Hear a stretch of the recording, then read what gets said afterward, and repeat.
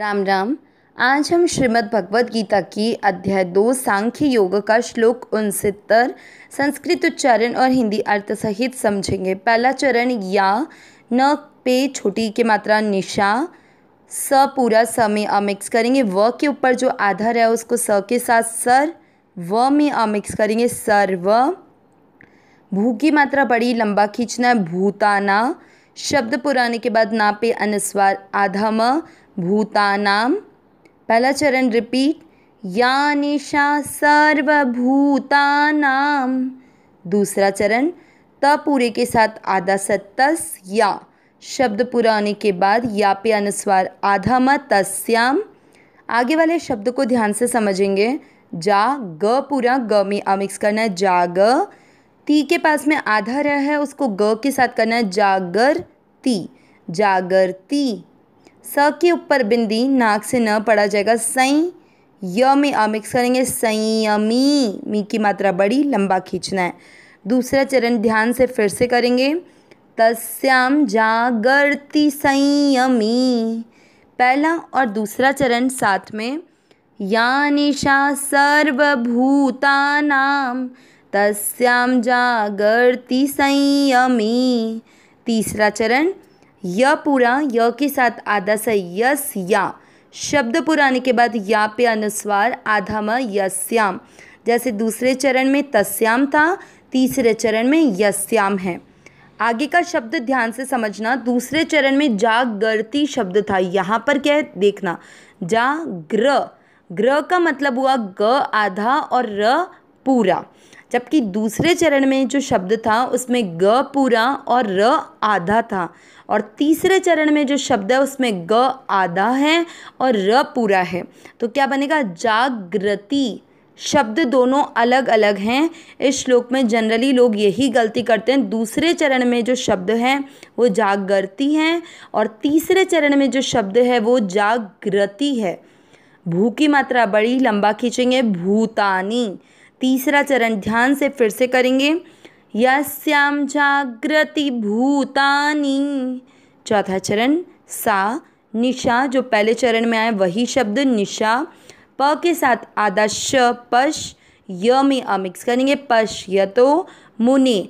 न में ए की मात्रा तो विसर्ग को पढ़ेंगे हे मुने हे। चौथा चरण फिर से सा निशा पश्यतो मुने हे। तीसरा और चौथा चरण साथ में यस्याम जागृति भूतानी सा निशा पश्यतो मुनेः। पूरे श्लोक का उच्चारण एक साथ शब्दों को ध्यान देते हुए पढ़ेंगे। या निशा सर्वभूतानां तस्यां जागर्ति संयमी। यस्यां जागृति भूतानि सा निशा पश्यतो मुनेः।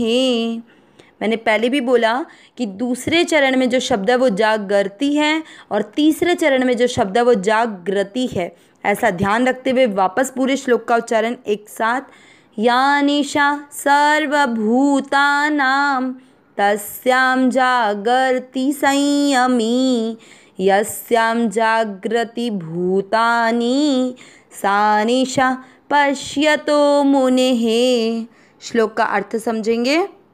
इससे पिछले श्लोक में हमने सुना था कि भगवान ने अर्जुन को कहा कि जिस मनुष्य की इंद्रियों के विषयों से सर्वथा वश में की हुई होती है उसकी बुद्धि स्थिर होती है और वह परमात्मा में अचल रूप से स्थित रहती है। अब जिसकी इंद्रियां सर्वथा वश में हैं उस मनुष्य में, और जो साधारण मनुष्य है जो संसार के सुख भोग संग्रह में लगा हुआ है, जिसकी इंद्रियों के विषयों से सर्वथा वश में नहीं है, इन दो मनुष्यों में क्या अंतर है? मतलब जिसकी इंद्रियां वश में हैं और जिसकी इंद्रियां वश में नहीं है, उन दोनों मनुष्यों में क्या अंतर होता है उसको भगवान आज के श्लोक के माध्यम से प्रकट करेंगे।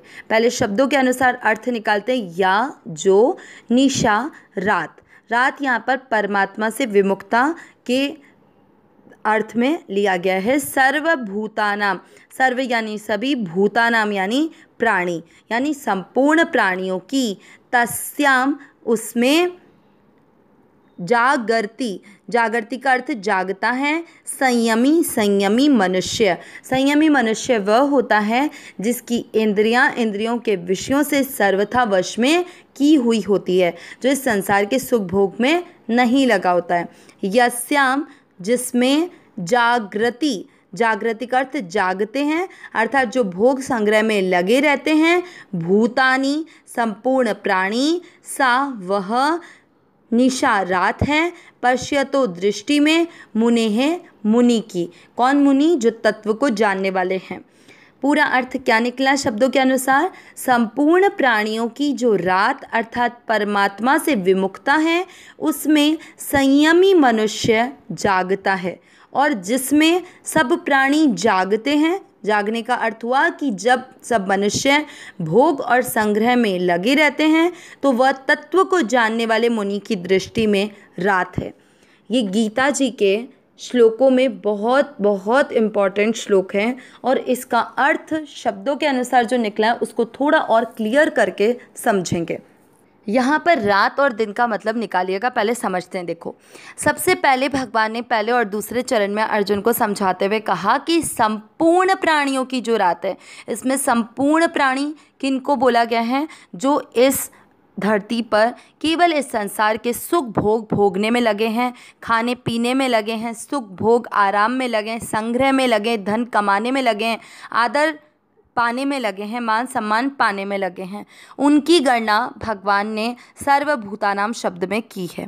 यहाँ पर भगवान ने इन मनुष्यों की गणना पशु पक्षी आदि की तरह की है, क्योंकि पशु पक्षियों का काम भी यही होता है, खाना पीना, सुख भोगना, भोग संग्रह में लगे रहना।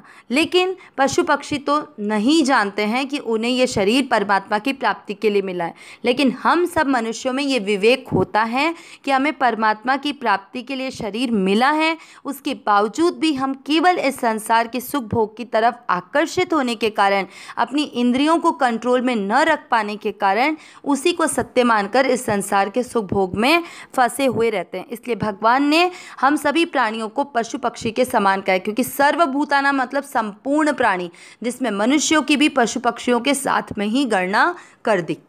क्योंकि जिस तरह से पशु पक्षी खाने पीने में लगे हैं, उसी प्रकार हम भी खाने पीने सुख भोगने में लगे हैं। अब ऐसे इन प्राणियों की जो रात है, रात मतलब कि वो परमात्मा से विमुख हैं, वो इस तत्व को जानने में, परमात्मा को जानने में, ये संसार असत्य है, इन सबको जानने में किसी भी प्रकार से कोई उत्सुक नहीं है। ऐसे प्राणियों की जो रात है, मतलब जो उनकी परमात्मा से विमुखता है, उसमें संयमी मनुष्य जगता है। संयमी मनुष्य मतलब जो संसार के सुख भोग संग्रह में नहीं लगा है, उसके लिए वह उसमें जगता है। मतलब ये नहीं है कि यहाँ जगता है, जागने से मतलब नहीं है, वहाँ मतलब ये है कि वह उस समय में परमात्मा की प्राप्ति में लगा रहता है, तत्व को जानने में लगा हुआ रहता है, वह अपने स्वरूप को जानने में लगा रहता है।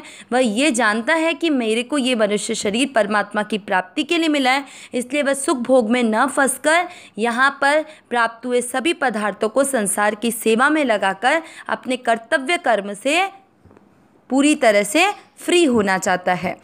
अब आगे क्या लिखा? जिसमें सब प्राणी जागते हैं, मतलब जो सब प्राणियों का दिन है। क्या दिन है? कि जिसमें सब प्राणी, अभी बताया था कि सभी प्राणी में उन मनुष्यों को लिया गया है जो मनुष्य पशु पक्षियों की तरह केवल खाने पीने, भोग भोगने, संग्रह करने, धन कमाने, इनमें लगे हुए हैं। तो जिसमें सब प्राणी जागते हैं, मतलब जो सब प्राणियों के लिए जागना, मतलब जिसमें सब प्राणी केवल भोग संग्रह में लगे रहते हैं, उस समय में जो तत्व को जानने वाला है वो उन मुनि की दृष्टि में यह रात के समान है। मतलब जो सब मनुष्यों के लिए दिन है, जिसमें जो उनको संसार के सुख भोग भोगना सही लगता है, वो कार्य करना जो तत्व को जानने वाला है उसकी दृष्टि में पूरी तरह से अंधकार के समान है। उसके लिए वह ये जानता है कि अगर मैंने संसार के सुख भोग भोगे, इन सबको संग्रह किया, धन कमाया, तो ये मेरे अंत समय में कुछ भी काम नहीं आने वाला है, ये केवल नील में काउंट होने वाला है।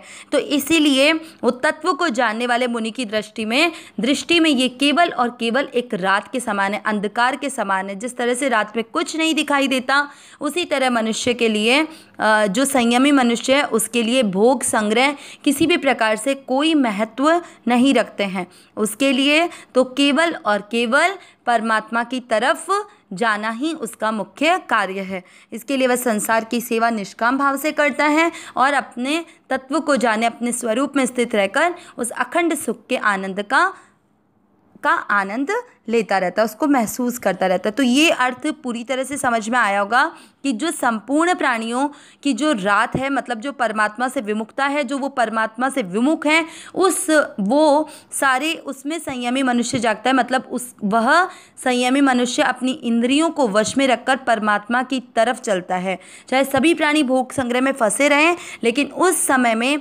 संयमी मनुष्य परमात्मा की तरफ चलता है। और जब सब प्राणी संसार के सुख भोग भोगने, संग्रह करने में लगे रहते हैं, उस समय तत्व को जानने वाला इन सब भोग संग्रह को तुच्छ समझकर इनको त्याग कर केवल परमात्मा की तरफ लग रहता है। उसके लिए ये भोग भोगना, संग्रह करना केवल अंधकार के समान है, रात के समान है।